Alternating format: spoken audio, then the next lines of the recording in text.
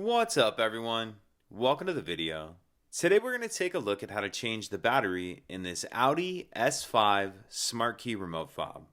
This Audi S5 key fob is going to use replacement battery CR2032, and I'll put a link in the description box of this video to where you can find these replacement batteries if you're in need.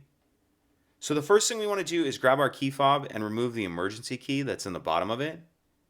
That's done by pressing this silver button here that my thumb's on, and then the emergency key will pull out like that.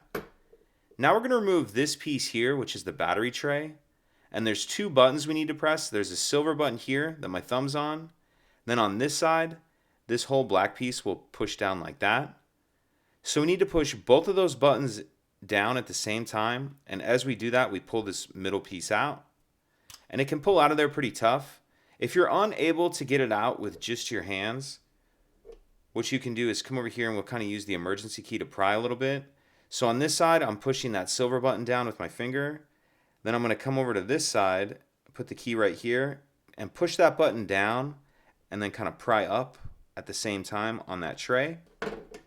And then once it's started, you should be able to get it the rest of the way out with your hands like that. Either way, once we get that tray out of there, we see our battery right here, and that battery is just sitting on that tray. So we'll get the old one out, and then we'll grab our new replacement battery. And you want to make sure that you're installing the new replacement battery with the plus side down on the tray. Plus side down on the tray.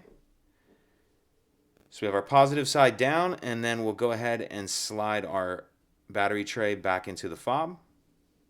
Slide that in until it clicks. Then we can slide our emergency key back in, and that's it.